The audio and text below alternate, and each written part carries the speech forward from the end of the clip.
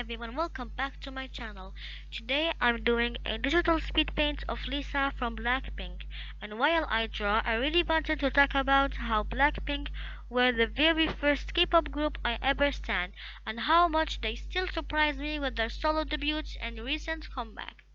So let's take it back a little. I remember discovering Blackpink for the first time when I was like 8 or 9.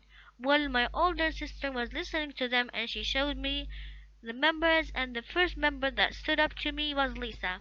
And she was my first bias, and I think my first song was How You Like That or Do Do Do Do Do. And I was just so obsessed. The vibe was so different from anything I'd heard before, and it felt super empowering and stylish.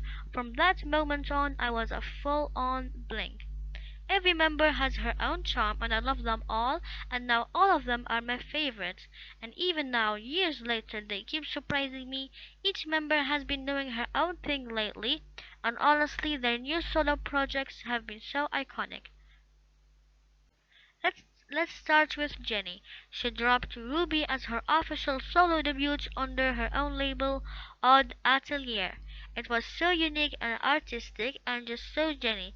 My favorite songs from Ruby album are Soul City, Extra, featuring Doechii, and Like Jennie.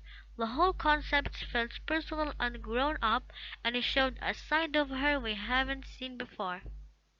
Now Lisa. She came back as a whole rock star.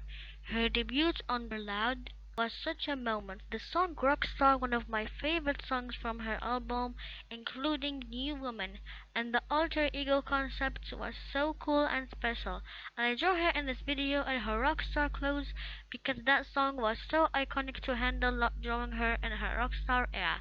Rosie released her new album titled Rosie. It was released on December 2024, as well as her single APT featuring Bruno Mars that hit one on several charts worldwide.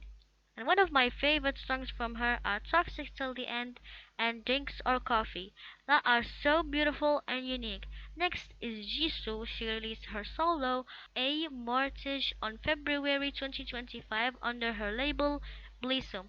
It's four tracks in Korean and English. One of my favorite songs from her new album are Earthquake and Hugs and Kisses. I really like the concept of it, and the vocals and visuals together were perfect. They're all focused on their solo stuff. Boom, Blackpink dropped Jump as a group during the opening night of their Deadline World Tour on July 2025. I was literally so shocked. I didn't expect it at all, but I was so happy. The beat, the visuals, their energy, it was everything I missed about them. All in one comeback, they still own the stage like no one else. So yeah, Blackpink was the group that got me into K-pop, and I'm loving how each of them is carving her own path with solo albums in 2024 and 2025. Rosie, Immortage, Alter Ego, Ruby, each one of them is so unique and shows their individual artistry. Leave a comment and tell me who's your bias and which solo album did you vibe with the most. Also, what did you think of Jump as a group comeback? Thanks so much for hanging out and watching me paint Lisa today.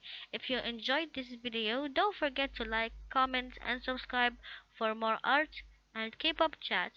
I'll see you next time. Bye.